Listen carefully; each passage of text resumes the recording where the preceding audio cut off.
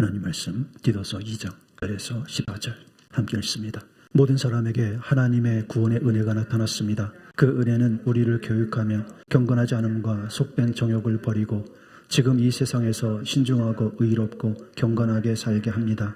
그래서 우리는 복된 소망, 곧 위대하신 하나님과 우리 구주 예수 그리스도의 영광이 나타나기를 고대합니다. 그리스도께서는 우리를 위하여 자기 몸을 내주셨습니다. 그것은 우리를 모든 불법에서 건져내시고 깨끗하게 하셔서 선한 일에 열심을 내는 백성으로 삼으시려는 것입니다. 아멘. 우리는 지금 말세의 끝자락이며 주님의 오심이 임박한 때에 살고 있습니다. 그러므로 우리는 막연한 소망이 아닌 성경에 기록된 확실한 진리 위에 굳게 서서 주님 맞을 준비를 해야 합니다. 예수님께서 제자들과 세상에 계실 때 자신에 대해 남긴 예언의 말씀이 있습니다. 첫째 예언은 내가 많은 사람에게 고난을 당하고 십자가에서 죽을 것이라는 것입니다. 두 번째로는 무덤에 묻힌 후 3일 만에 죽은 자 가운데서 다시 살아나리라는 것입니다. 세 번째 예언은 죽은 자 가운데서 부활하여 오셨던 곳으로 다시 승천에 대한 예언입니다.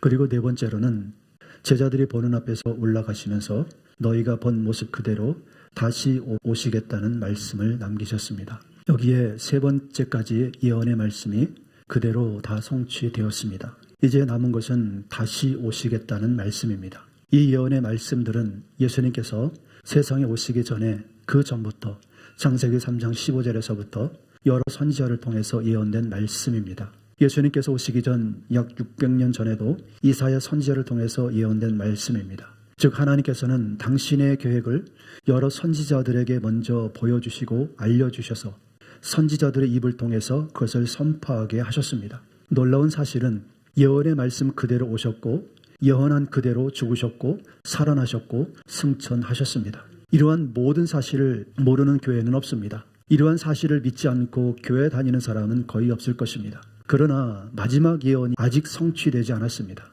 이 예언 너희가 본 모습 그대로 다시 온다는 이 말씀은 교회에게 주님께서 직접 주신 말씀입니다.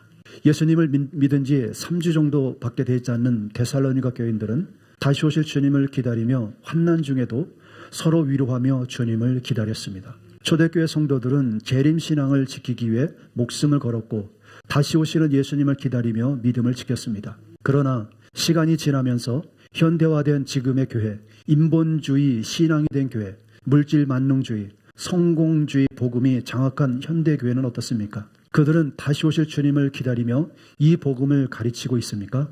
다시 오실 주님을 기다린다면 모든 교회는 매주 강단에서 다시 오실 주님을 맞을 준비를 위해서 화평함과 거룩함이 없이는 주를 보지 못하리라는 이 말씀에 귀를 기울이고 거룩함에서 벗어난 삶을 회개하고 다시 거룩함으로 삶의 방식을 바꾸려고 할 것입니다. 여자들은 멋을 내기 위해 입었던 옷이 거룩한 옷차림으로 바뀔 것입니다. 성도들은 술과 담배를 멀리하고 입에서 더러운 말을 제거하여 하나님의 성령이 계신 성전을 거룩하게 구별할 것입니다. 목사들은 두려워하는 마음으로 하나님의 말씀을 전할 것입니다. 하나님을 두려워할 줄 아는 성도들은 이웃과 화평을 위해서 서로 용서와 사랑하기를 힘쓸 것입니다. 화평케 하는 자는 하나님의 아들이라 불릴 것이라고 하셨기 때문입니다. 우리는 지금 예언 마지막 단계인 다시 오실 주님을 기다리고 있습니다. 이 날은 지구상의 다른 모든 피조물이 구원을 갈망하며 기다리는 날입니다. 로마서 8장 19절 25절 피조물은 하나님의 자녀들이 나타나기를 간절히 기다리고 있습니다. 피조물이 허무에 굴복했지만 그것은 자의로 그렇게 한 것이 아니라 굴복하게 하신 그분이 그렇게 하신 것입니다. 그러나 소망은 남아 있습니다. 그것은 곧 피조물도 썩어짐의 종살이에서 해방되어서 하나님의 자녀가 누릴 영광된 자유를 얻으리라는 것입니다. 모든 피조물이 이제까지 함께 신음하며 함께 해산의 고통을 겪고 있다는 것을 우리는 압니다. 그뿐만 아니라 첫 열매로서 성령을 받은 우리도 자녀로 삼아주실 것을 곧 우리의 몸을 성령하여 주실 것을 고대하면서 속으로 신음하고 있습니다. 우리는 이 소망으로 구원을 얻었습니다. 눈에 보이는 소망은 소망이 아닙니다. 보이는 것을 누가 바라겠습니까? 그러나 우리가 보이지 않는 것을 바라면 참으면서 기다려야 합니다. 메시아가 오시기를 다른 모든 피조물들은 학수고대하고 있다는 것입니다. 땅의 짐승과 하늘의 새들과 물속의 물고기들 그리고 땅 위의 모든 풀들도 기어다니는 곤충들도 모두 그날을 학수고대하며 기다리고 있다는 것입니다. 그렇다면 십자가의 보혈의 은혜로 구원을 얻어서 의롭다 여김을 받은 우리는 더욱더 학수고대하며 주님을 기다려야 하는 것 아니겠습니까? 값으로 말할 수 없는 은혜를 입었기 때문입니다. 은혜를 온수로 갚으려고 해서는 안 됩니다. 은혜를 온수로 갚는 자들은 주님을 기다리지 않는 사람들이에요. 그러나 사람들의 악함은 어제나 오늘이나 변함이 없습니다. 요한복음 1장 10절 12절 그는 세상에 계셨다. 세상이 그로 말미암아 생겨났는데도 세상은 그를 알아보지 못하였다. 그가 자기 땅에 오셨으나 그의 백성은 그를 맞아들이지 않았다. 그러나 그를 맞아들인 사람들 곧 그 이름을 믿는 사람에게는 하나님의 자녀가 되는 특권을 주셨다. 아멘. 동정녀의 몸에 성령으로 잉태하시고 사람의 몸으로 태어나신 나사렛 예수의 본체는 세상을 창조하신 창조주 하나님이십니다. 주님께서 자기가 택한 백성들에게 오셨을 때 사람들은 그를 영접하지 않았습니다. 도리어 그들은 주님을 배반하고 십자가에 달아 조롱하고 죽였습니다. 주님께서는 말씀하신 그대로 죽은 자 가운데서 부활하셨습니다. 그리고 말씀하신 그대로 제자들이 보는 앞에서 승천하셨어요. 그때 주님께서 승천하시면서 두 번째로 다시 오겠다고 말씀하셨습니다. 물론 이전에도 여러 번 말씀을 하셨습니다. 그러나 제자들은 그것을 이해하지 못했습니다. 여기에서 중요한 사실은 두 번째로 다시 오시겠다고 하실 때 약속의 대상은 12명의 제자들과 500여 명의 형제 자매들이었습니다. 즉 이들은 주님의 피값으로 사신 주님의 몸된 교회들을 말하는 것입니다. 그러므로 두 번째 다시 오시겠다고 약속하신 것은 교회에게 하신 말씀입니다. 그러나 주님의 재림은 심판과 연결이 되어 있습니다. 심판의 순서가 있습니다. 베드로전서 4장 15절 17절 여러분 가운데 아무도 살인자나 도적이나 악을 행하는 자나 남의 일을 간섭하는 자로 고난을 당하는 일이 없도록 하십시오. 그러나 그리스도인으로서 고난을 당하면 부끄러워하지 말고 도리어 그 이름으로 하나님께 영광을 돌리십시오. 하나님의 집에서부터 심판을 시작할 때가 되었기 때문입니다.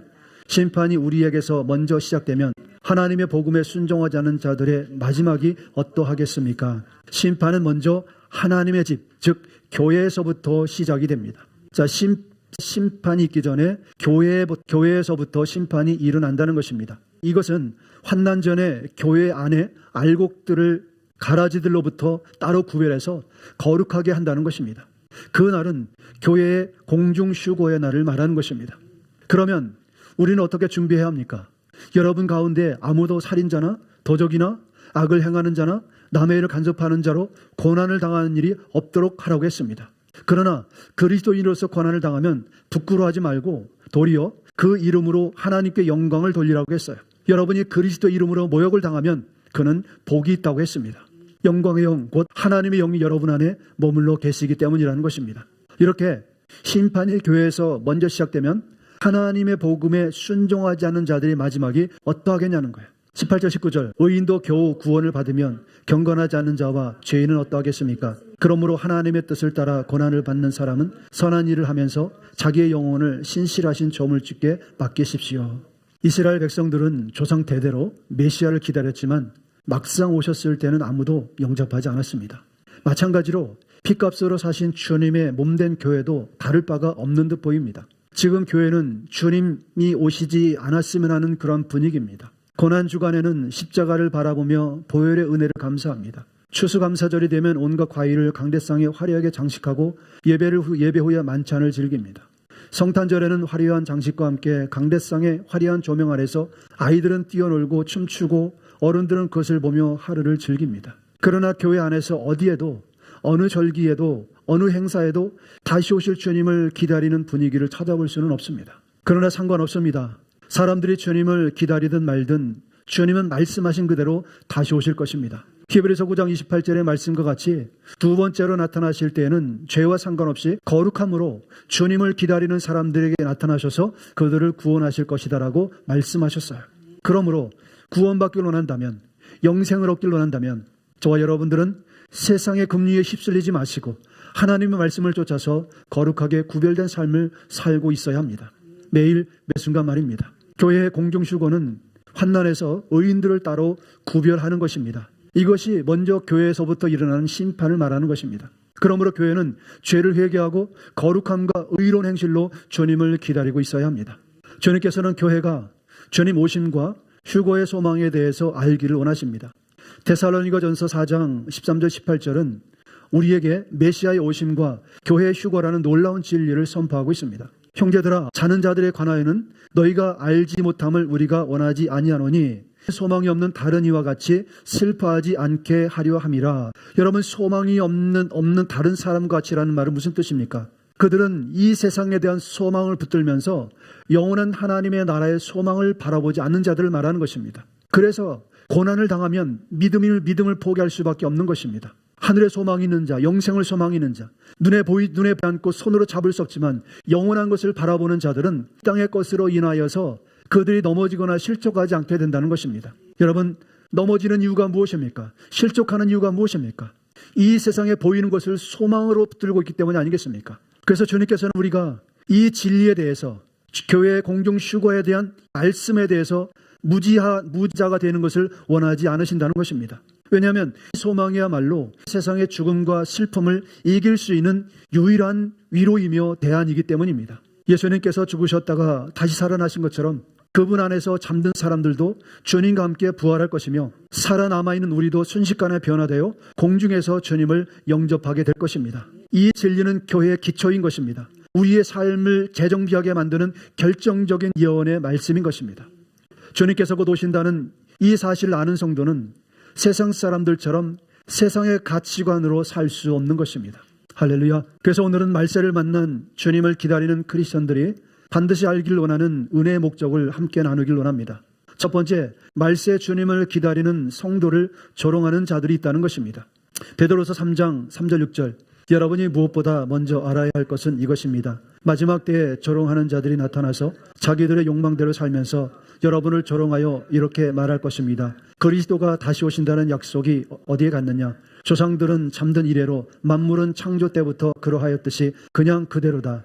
그들이 이렇게 말하는 것은 하나님의 말씀으로 하늘이 오랜 옛날부터 있었고 땅이 물에서 나와 물로 말미암아 형성되었다는 것과 또 물로 그때 세계가 홍수에 잠겨 망하여 버렸다는 사실을 그들이 일부러 무시하기 때문입니다. 주님께서 여러분이 알기를 원하시는 것은 말세에 다시 오실 주님을 기다리는 성도들은 조롱을 당할 것이라는 겁니다. 여러분이 나가서 주님의 재림에 대해서 전하면 그 사실을 몸으로 체험할 수 있습니다. 더욱 놀라운 사실은 조롱하는 자들 대부분이 자기도 믿는다고 말하는 사람들이라는 것입니다. 주님께서는 여러분들이 이 문제에 대해서 알고 깨어 있기를 바라는 것입니다. 왜냐하면 여러분이 사실을 알지 못한 채 세상에 살면 사람들의 행동에 시험이 들어서 넘어질 수 있기 때문인 것입니다. 그러므로 여러분이 말세에 다시 오실 주님을 기다리는 신앙으로 살아갈 때 여러분이 누군가에게 조롱을 받는다, 멸시를 당한다면 여러분은 하나님 앞에서 올바르게 서 있는 사람이라는 것입니다.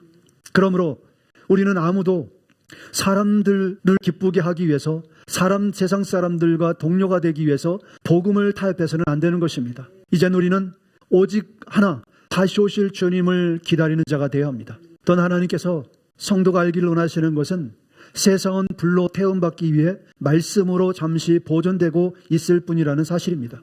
7절에 그러나 지금 있는 하늘과 땅도 불사르기 위하여 그 동일한 말씀으로 보존되고 있으며 경건하지 못한 자들이 심판을 받아 당할 날까지 유지됩니다. 눈에 보이는 세상은 영원한 것이 없다는 것입니다. 우리의 육체를 비롯해서 지구 안의 모든 것은 다 사라지게 될 것이라고 말씀하십니다.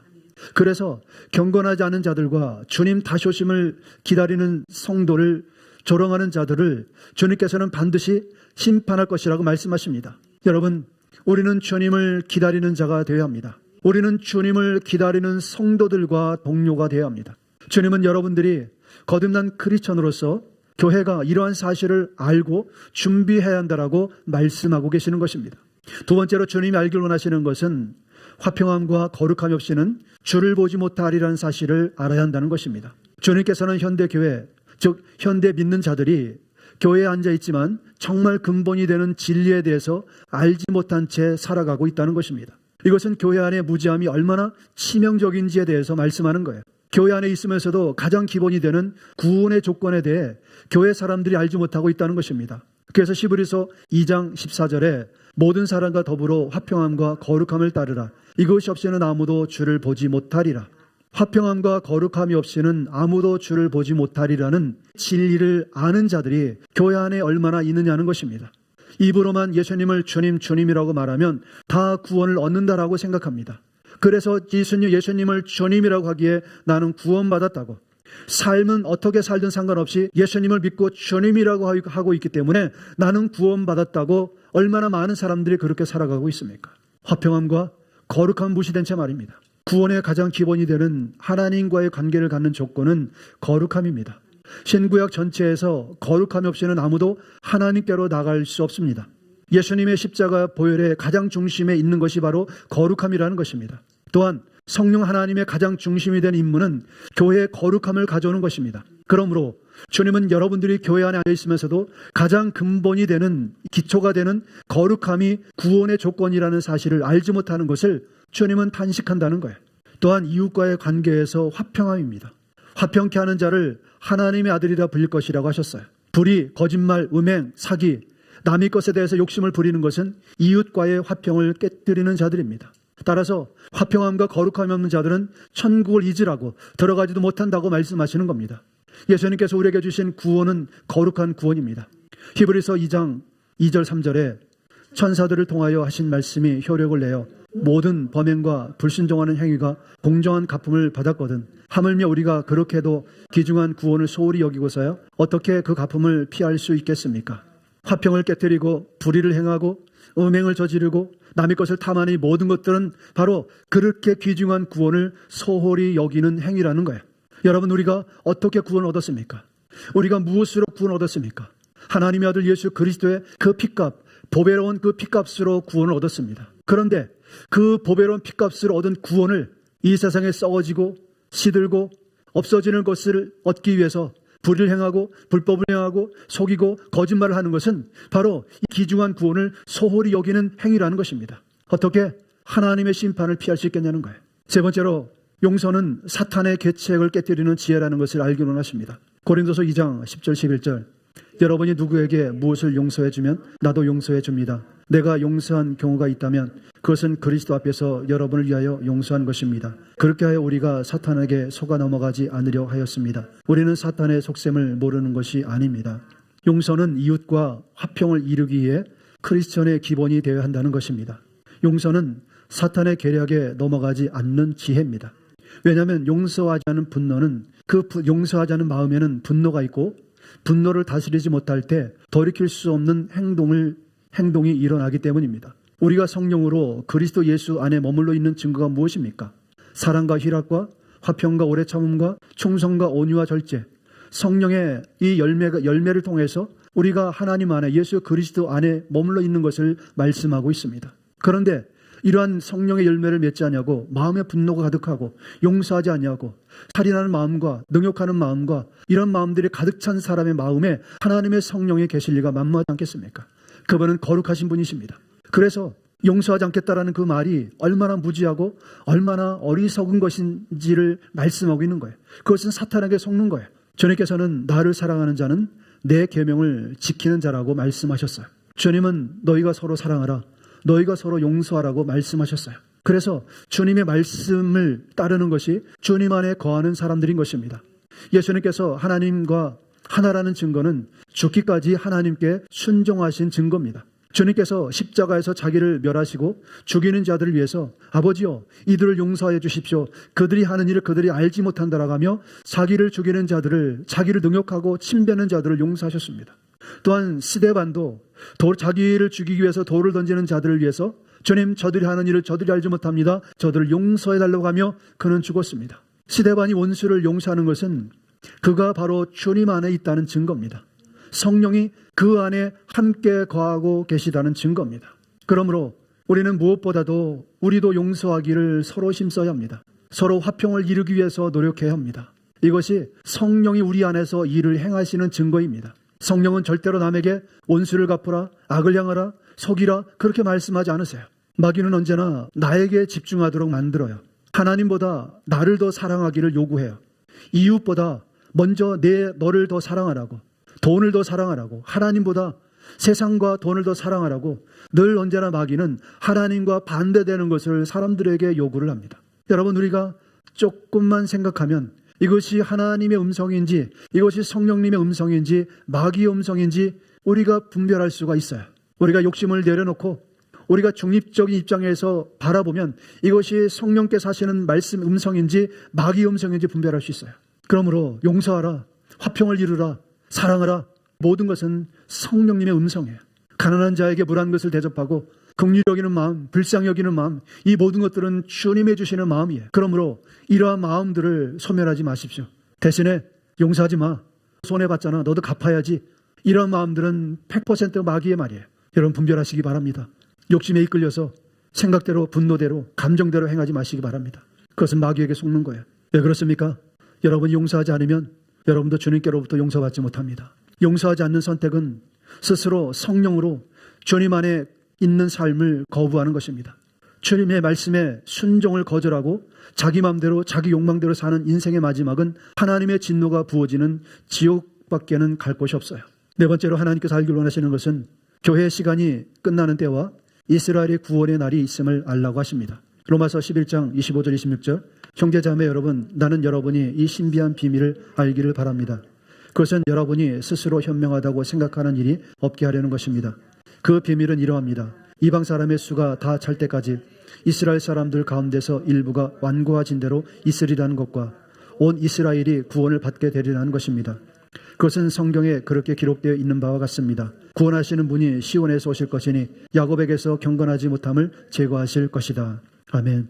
시간은 아직 이방인의 구원의 때라는 것을 알 수 있습니다. 구원의 시간표를 보면 예수님의 십자가가 있고 그 후에 유대인 교회를 위한 작은 시간대가 있었습니다. 복음이 유대인에게서 먼저 전해지는 유대인을 위한 복음의 시간이 있었던 것입니다. 그러나 이스라엘은 메시아를 버렸습니다. 자기를 구원해 줄 복음을 거절한 것입니다. 사도들이 이스라엘의 구원을 위해 복음을 전하려고 했지만 그들은 거절했습니다. 그들은 사도들과 초대교회 성도들을 파괴하고 교회를 파괴하고 또한 믿음의 사람들을 핍박하고 죽였습니다. 그래서 유대 땅에 있는 대부분의 성도들은 복음을 들고 이방 땅에 흩어지게 되었습니다. 복음이 이방 땅으로 옮겨간 것입니다. 그리고 2000년이 넘는 지금까지 이방인의 구원을 위한 시간이 이어지고 있는 것입니다. 교회 때는 이방인의 수가 차는 날, 교회의 공중 휴거의 날에 끝이 나게 될 것입니다. 그리고 땅에 남아있는 사람들에게는 환난 날이 되면 이스라엘 백성들에게는 구원의 날이 시작되는 것입니다. 따라서 휴거는 위로 데려감을 당하는 것이고 7년 환난 후에는 예수님께서 여러분과 함께 땅으로 내려오시는 것입니다. 땅에 주님과 함께 성도들이 다스리는 천년왕국이 세워지는 것입니다. 주님께서는 교회가 비밀을 깨닫고 환난을 대비해서 거룩함으로 휴거를 준비해야 한다라고 말씀하시는 겁니다. 주님께서는 여러분들이 알기를 원하시는 그 신비가 있다고 말씀하시는 거예요. 15절에서 형제자매들아, 이것은 뭡니까? 이것은 믿는 성도들, 교회들에게 하시는 말씀이에요. 교회가 알아야 할 신비한 비밀이 있다는 거예요. 그러나 이 신비한 비밀, 하나님의 시간표를 알지 못하는 교회는 메시아의 오심의 비밀도 알지 못하고 있다는 것입니다. 로마서 11장 25절 26절에서 그 비밀은 이러합니다. 이방 사람의 수가 다 찰 때까지 이스라엘 사람들 가운데서 일부가 완고해진 대로 있으리라는 것과 온 이스라엘이 구원을 받게 되리라는 것입니다. 이방인의 구원을 위한 교회 시대의 시간표에 끝이 있다는 것입니다. 이방인의 충만한 수가 차는 날이라고 했어요. 그 날이 언제인지는 알 수는 없습니다. 그래서 휴거의 날도 알 수 없는 것입니다. 그러나 끝나는 시간은 반드시 있다는 거예요. 그날은 도적이 은밀하게 오는 것 같이 일어날 것이기 때문에 교회는 항상 깨어서 준비하고 있어야 한다는 것입니다. 그날은 갑자기 순식간에 일어난 일이기 때문에 크리스천들이 서둘러서 삶을 거룩함으로 바꾸어서 항상 깨어서 준비하고 있어야 합니다. 오늘 오실지 내일 오실지 아무도 알 수 없어요. 10년 후에 오실지 아무도 알 수 없어요. 그래서 알 수 없기에 우리는 항상 준비가 되어 있어야 합니다. 그러므로 주님은 교회가 이 신비한 비밀을 알기를 원하신다는 겁니다. 그 비밀은 이러하다는 거예요.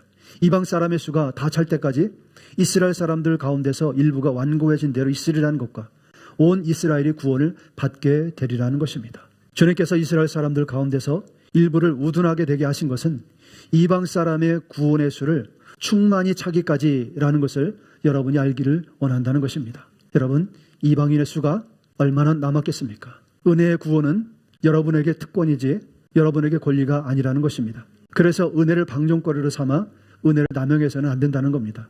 은혜의 구원은 거룩함으로 다시 오실 주님이 나타나기를 준비하기 위한 것입니다. 디도서 2장 11절 13절 모든 사람에게 하나님의 구원의 은혜가 나타났습니다. 그 은혜는 우리를 교육하며 경건하지 않음과 속된 정욕을 버리고 지금 이 세상에서 신중하고 의롭고 경건하게 살게 합니다. 그래서 우리는 복된 소망 곧 위대하신 하나님과 우리 구주 예수 그리스도의 영광이 나타나기를 고대합니다. 모든 사람에게 하나님의 구원의 은혜가 나타난 것은 우리를 교육해서 경건하지 않음과 속된 정욕을 버리고 지금 이 세상에서 신중하고 의롭고 경건하게 살게 하려는 것입니다. 그래서 우리는 복된 소망 곧 위대하신 하나님과 우리 구주 예수 그리스도의 영광이 나타나기를 고대하고 있는 것입니다. 그러나 은혜의 구원을 남용하고 있는 것을 볼 수 있어요. 은혜의 구원은 권리가 아니라 책임이 따르는 특권입니다. 삶의 방식을 바꾸도록 하기 위한 것입니다. 그러나 은혜의 뜻을 모르는 것 같아요. 그렇지 않다면 절대로 은혜를 방종으로 남용하지 않을 것입니다. 여러분에게 은혜를 가져오신 같은 주님께서 여러분을 심판할 것이라는 사실을 알고 계십니까? 주님은 은혜를 가져오셨습니다. 그러나 두 번째로 오실 때는 심판하기 위해서 오십니다. 그래서 우리는 주님을 두려워하라고 영원한 복음은 외치는 것입니다. 교회 시대에도 정한 시간이 이르게 되면 그래서 이방인의 충만한 수가 차게 되면 문이 닫히게 됩니다. 주님은 여러분이 이것을 알고 항상 주님 맞을 준비를 해야 한다라고 말씀하시는 겁니다. 다섯 번째로 여러분이 알길 원하시는 것은 여러분의 몸은 성령이 거하시는 하나님의 거룩한 성전이라는 겁니다. 고린도전서 6장 18절 20절 음행을 피하십시오. 사람이 지는 다른 모든 죄는 자기 몸 밖에 있는 것이지만 음행을 하는 자는 자기 몸에다가 죄를 짓는 것입니다. 여러분의 몸은 여러분 안에 계신 성령의 전이라는 것을 알지 못합니까? 여러분은 성령을 하나님으로부터 받아서 모시고 있습니다. 여러분은 여러분의 자신의 것이 아닙니다. 여러분은 하나님께서 값을 치르고 사들인 사람들입니다. 그러므로 여러분의 몸으로 하나님을 영화롭게 하십시오. 여러분의 몸은 여러분의 것이 아니라 하나님의 성령이 계시는 하나님의 성전이라고 말씀하십니다. 그러므로 음행을 피하라고 말씀하세요. 주님께서는 음행을 피하라고 말씀하셨어요. 음행을 다루라고 말씀하지 않으시고 음행에서 도망치라고 말씀하셨어요. 그러나 사람들은 음란에서 도망치는 것이 아니라 음란죄를 심리학으로 다루려고 하다가 많은 사람들이 음란죄에 빠져들게 됩니다. 하지만 주님은 음란으로부터 너희가 떠나라고 분명하게 말씀하셨어요. 그러므로 음행을 피하십시오. 사람이 지는 다른 모든 죄가 자기 몸 밖에 있는 것이지만 음행을 하는 자는 자기 몸에다가 죄를 짓는 것입니다. 그러므로 모든 음행에 관해서 도망치라고 말씀하세요. 포르노그래피, 레즈비언이즘, 동성애, 게이즘 등 같은 전 세계 것을 축하하고 모이는 모습들을 봅니다. 하지만 성도들은 여기에 동조해서도 안 되지만 함께 있어서 안 된다는 것입니다. 반드시 무리 가운데서 도망쳐야 한다는 것입니다. 여러분, 우리는 거룩하게 구별된 하나님의 백성입니다. 그러므로 우리는 부정한 것으로 인해서 부정하게 돼서는 안 되는 것입니다. 우리가 구약의 말씀 보는 것처럼 부정한 것이 거룩한 것에 닿게 되면 거룩한 것이 부정하게 되었습니다. 그래서 구별되지 않으면 따로 떨어져서 구별되지 않으면 그것이 잘못된 것인지를 볼 수가 없는 거예요. 왜 우리가 믿음의 사람들과 모이기를 힘써야 하는 것입니까? 우리가 깨끗한 자리에 서 있을 때에 주변에 더러운 것을 볼 수 있는 것처럼 우리가 빛 가운데 있을 때 주변에 어두운 것을 볼 수 있는 것처럼 우리는 항상 거룩한 무리들, 성도들과 모이기를 힘쓰는 구별된 성도가 되어야 합니다. 여러분, 음행을, 죄를 피해야 되는 것입니다. 죄와 싸우겠다고 이기겠다고 다루겠다라고 하면 반드시 죄에 넘어집니다. 도망치는 것이 지혜입니다. 우리의 몸은 우리의 것이 아니라 하나님의 성전입니다. 그러므로 사람의 죄를 짓는 다른 모든 죄는 자기 몸 밖에 있는 것이지만 음행하는 자는 자기 몸에다가 죄를 짓는 것입니다. 여기에 우리 몸은 무엇이라고요? 하나님의 성전이에요. 성전을 더럽히는 거예요. 그래서 음행의 죄가 무서운 거예요. 여러분의 몸은 여러분 안에 계신 성령의 전이라는 것을 알지 못합니까? 여러분은 성령을 하나님으로부터 받아 모시고 있습니다. 여러분은 여러분 자신의 것이 아닙니다. 여러분은 하나님께서 값을 치르고 사들인 사람들입니다. 그러므로 여러분의 몸으로 하나님을 영화롭게 하십시오. 아멘, 아멘. 주님의 영원한 복음은 너희가 몸으로 행하는 모든 것으로 오직 하나님을 영화롭게 하라고 말씀하십니다. 또 말씀하시기를 로마서 12장 1절에서는 여러분의 몸을 하나님께서 기뻐하실 거룩한 산제물로 드리십시오. 이것이 여러분이 드릴 합당한 예배입니다라고 했습니다.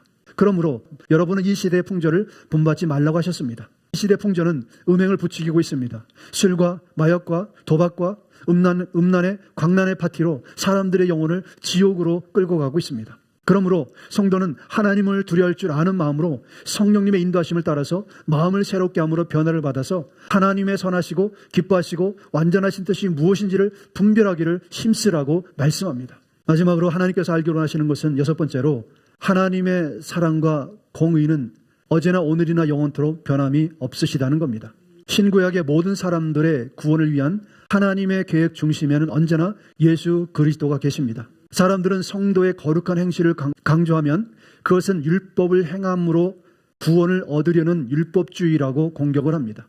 이것은 율법을 행함으로 구원이라는 단어 자체가 잘못된 것입니다. 왜냐하면 신구약 전체에서 이스라엘 백성들이 율법을 행함으로 의롭게 되었다고 기록된 말씀은 어디에도 없기 때문입니다. 구약에서 이스라엘 백성들의 구원도 율법을 행함으로 얻은 구원이 아니라 믿음으로 유월절 어린 양의 피를 문설주에 발랐기 때문에 사망의 죄 권세로부터 구원을 얻어 의롭다함을 얻은 것입니다. 그 피를 보고 사망의 권세가 넘어간 것입니다. 율법은 유월절 어린 양의 피로 거룩하게 구별된 백성들에게 주의 거룩하심과 같이 너희도 거룩하게 자기를 구별할 수 있도록 가이드라인을 주신 것입니다. 이것이 율법의 역할이에요. 율법의 역할은 죄가 무엇인지를 알게 하는 거예요. 그래서 죄를 알게 될 때 또한 거룩함으로 자신을 어떻게 구별해야 되는지를 알 수 있는 거예요. 그래서 율법은 애굽에서 죄의 종로로 타고 있는 사람들에게 주신 것이 아니라 애굽에서 유월절 어린 양의 피로 구원을 얻어서 의롭다함을 얻어서 따로 구별되어 나와 있는 그들에게 하나님께서 그들을 지속적으로 거룩하게 하기 위해서 율법을 주신 것입니다. 그래서 율법을 행함은 자기를 거룩하게 구별해서 주님과 거룩한 동행을 하도록 하기 위해서 주신 거예요. 왜냐하면 거룩함이 없이는 아무도 주님을 뵐 수 없기 때문입니다. 고린도전서 10장 1절 4절에 형제자매 여러분, 나는 여러분이 이 사실을 알기를 바랍니다. 우리 조상들은 모두 구름의 보호 아래 있었고 바다 가운데를 지나갔습니다. 이렇게 그들은 모두 구름과 바다 속에서 침례를 받아 모세에게 속하게 되었습니다. 그들은 모두 똑같은 신령한 음식을 먹고 모두 똑같은 신령한 물을 마셨습니다. 그들은 자기들과 동행하는 신령한 바위에서 물을 마신 것입니다. 그 바위는 그리스도이십니다. 이렇게 그들은 모두 구름과 바다 속에 침례를 받아 모세에게 속하게 되었다. 이 말은 그들이 율법에 속하였다라고 말하는 것이 아니라 모세와 같이 하나님께 구별된 백성이 되었다는 뜻입니다. 그래서 구원은 신구약의 모든 사람들에게 동일하게 적용된다는 것입니다. 오직 은혜로만 얻는 구원이에요. 죄의 권세로부터 사망의 권세로부터 얻는 구원은 오직 은혜로부터 얻는 거예요. 그래서 주님께서는 그렇게 은혜로 구원 얻은 사람들에게 요구하시는 것이 뭐냐? 거룩함이에요. 구약의 성도들도 신약의 성도들과 같이 예수 그리스도로 모두 똑같은 신령한 음식을 먹었고 모두 똑같은 신령한 물을 마셨습니다. 그들은 자기들과 동행하는 신령한 바위에서 물을 마신 것입니다. 그 바위는 예수 그리스도이십니다. 그러나 대다수의 사람들은 우상 숭배하고 음행을 저지르고 반역하고 불평하다가 젖과 꿀이 흐르는 땅을 눈으로 보긴 했지만 들어가지 못했습니다. 오늘날에도 그렇다라는 거예요. 오늘날에도 이렇게 우상 숭배를 하고 음행을 저지르고 반역하고 불평하다가 젖과 꿀이 흐르는 땅, 약속의 땅, 즉 하나님의 그 천국에 들어갈 수 없다라는 거예요. 5절 10절에 그러나 그들의 대다수를 하나님께서는 좋아하지 않으셨습니다. 그들은 광야에서 멸망하고 말았습니다. 이런 일들은 우리 조상들의 악을 좋아하는 것과 같이 우리가 악을 좋아하는 사람이 되어서 안 된다는 것을 우리에게 가르쳐 주는 본보기가 되었습니다. 그들 가운데 얼마는 우상 숭배했습니다. 성경에 기록하기를 백성들이 앉아서 먹고 마셨으며 일어나서 춤을 추었다 하였습니다. 여러분은 그들과 같이 우상 숭배가 되어서는 안 됩니다. 간음하지 맙시다. 그들 가운데 얼마가 간음하였고 하루에 23,000명이나 쓰러져 죽었습니다. 그리스도를 시험하지 맙시다. 그들 가운데 얼마는 그리스도를 시험하였고 뱀에게 물려 죽었습니다. 그들 가운데 얼마가 불평한 것과 같이 불평하지 마십시오. 그들은 파멸 일으키는 이에게 멸망을 당하였습니다. 이러한 일들이 그들에게 일어난 것을 본보기가 되게 하려는 것이며 그것들이 기록된 것은 말세를 만난 우리에게 경고가 되게 하시려는 것입니다. 하나님의 구원의 기준도 똑같지만 하나님의 심판의 기준도 똑같다는 것입니다. 신구약 모두가 다 오직 예수 그리스도를 통해서 구원 얻었고 하나님의 뜻대로 행하는 자들이라야 구원 얻을 것이라는 분명한 기준이 있다는 거예요. 동일한 기준이 있다는 것입니다. 하나님께서 세상을 이처럼 사랑하셔서 독생자를 주셨어요. 그래서 믿는 자들의 영생을 약속하셨습니다. 그것은 독생자의 피값을 얻어진 구원입니다. 하나님께서 세상을 이처럼 사랑하셔서 독생자를 제물로 삼아서 구원하실 정도로 하나님께서는 교회를 사랑하시지만 그러나 우상 숭배하고 음행하고 주님을 시험하고 은혜를 남용하고 은혜 감사하기보다 원망과 불평과 서로 용서하지 않는 자, 믿음을 배반하여서 배교에 빠지게 된다면 주님께서는 우리를 심판하신다는 것을 알지 못하겠느냐라고 말씀하시는 거예요. 이것을 알아야 한다는 것입니다. 주님은 반드시 심판하신다는 거예요. 그래서 음행에 빠지지 말아야 한다는 것입니다. 유월절 어린 양의 피로 사망에서 구원 얻었고 광야에서 물과 성령으로 침례를 받고 신령한 반석에서 생수를 마시고 하늘에서 내리는 신령한 음식을 먹고 40년을 광야에 살았지만 대다수의 사람들은 하나님께서 기뻐하지 않은 일들을 행함으로 광야에서 다 죽었어요. 그래서 11절에서 이러한 일들이 그들에게 일어난 것을 기록된 것은 오늘 여러분들에게 본보기가 되게 하려는 것이며 그것들이 기록된 것은 말세를 맞는 우리에게 경고가 되게 하려는 것이다 라고 말씀하셨어요. 히브리서 10장 26절 29절에 우리가 진리에 대한 지식을 얻은 뒤에도 짐짓 죄를 짓고 있으면 속죄의 제사가 더 이상 남아있지 않습니다. 남아있다고 예상할 수 있는 것은 무서운 심판과 반역자들 삼킬 맹렬한 불뿐입니다. 모세 율법을 어긴 사람도 두세 증인의 증언이 있으면 가차없이 사형을 받았는데 하나님의 아들을 짓밟고 자기를 거룩하게 해준 언약의 피를 대수롭지 않게 여기고 은혜의 성령을 모욕한 사람은 얼마나 더 무서운 벌을 받아야 하겠는가를 생각해 보십시오. 생각해 보라는 것입니다. 은혜로 구원 얻은 여러분이, 그 피값으로 구원 얻은 여러분이 그 은혜를 소홀히 여기고 음행하고 우상 숭배하고 반역하고 불순종한다면 그 받을 심판이 얼마나 크겠는가를 생각해 보라고 말씀하는 것입니다. 그러므로 우리는 하나님을 두려워할 줄 아는 성도들이 되어야 합니다. 인본주의 신앙과 세상의 번영복음에 침몰된 많은 교회들은 사실을 알지 못하는 것처럼 보입니다. 주님께서 여러분을 사랑하실지라도, 여러분이 예수님의 은혜 받은 자라 알지라도 하나님께 불순종하고 선지자들과 사도들을 통해 전해받은 주님의 말씀에 그 음성에 순종하지 않는다면 하나님께서는 기뻐하지 않으시고 또 기뻐하지 않으실 뿐만 아니라 심판하실 것이라는 것을 말씀하고 계시는 거예요. 너희가 광야에 그 엎어진 그 시체들을 보라는 거예요. 다 죽었다라는 거예요. 불순종한 그들 단 두 사람 여호수아 갈렙 외에 모든 사람들은 다 죽었다라는 거예요. 왜요? 그들은 하나님이 기뻐하지 않으셨어요. 불순종했어요. 우상 숭배했어요. 반역했어요. 음행을 저질렀어요. 그들이 다 하나님을 모르는 사람들이었겠습니까? 하나님이 계신 것을 몰랐겠습니까? 어떻게 모를 수 있겠습니까? 40년 동안 그들은 광야에서 매일같이 하나님의 기적을 먹고 마신 사람들이에요. 그런데도 결정적일 때 그들은 항상 자기들의 욕망을 따랐어요. 자기들의 뜻을 따랐어요. 하나님은 그런 사람들을 기뻐하지 않으셨어요. 광야에서 그들 다 멸하셨다고 말씀하십니다. 우리가 예수님을 주님 하고 다른 사람들과 살지 않았으니까 나는 괜찮겠지 하는 그런 아니란 생각에 빠져서는 안 된다는 거예요.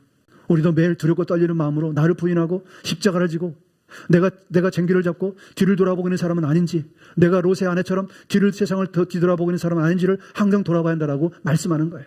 왜냐하면 롯의 아내는요, 단 한 번 뒤돌아봤어요. 단 한 번 뒤돌아본 것 때문에 그는 영원히 구원받지 못했어요. 그러므로 우리는 아니란 태도로 이 정도면 됐지라는 그런 마음을 가져서는 안 되는 거예요. 주님 오시는 그날까지, 주님 만나는 그날까지 우리는 긴장된 마음으로 두렵고 떨림으로 항상 구원을 준비해야 합니다. 결론을 맺습니다. 성도는 항상 메시아의 다시 오심을 위해서 준비하는 삶이 되어야 합니다. 사랑하는 성도 여러분, 주님은 우리가 진리의 기초 위에 굳게 서서 말세를 살아가기를 원하십니다. 구원은 특권이지 권리가 아닙니다. 거룩함 없이는 주님을 뵐 수 없습니다. 말세를 만난 성도는 다음과 같이 준비해야 합니다. 회개하고 거룩함을 따르십시오. 죄를 가볍게 여기지 말고 음행을 피하고 매일의 삶에서 거룩함을 추구하십시오. 소망을 붙잡고 깨어 있으십시오. 주님의 공중 강림과 지상 재림이 임박했음을 알고 세상의 유혹에 빠지지 않도록 영적으로 깨어 기도하십시오. 용서하고 선한 열매를 맺으십시오. 미워하는 마음을 버리고 용서함으로써 사탄의 계획을 이기며 그 이방인의 때에 합당하게 복음의 열매를 맺는 그런 삶을 사십시오. 주님은 곧 다시 오십니다. 이방인의 충만한 수가 차기까지 우리에게 주어진 은혜의 기회를 소중히 여기고 진리의 기초 위에 서서 주님 앞에 설 때 흠없는 신부로 인정받기를 주님의 이름으로 여러분을 축복합니다. 메시아께서 오십니다. 기도하겠습니다.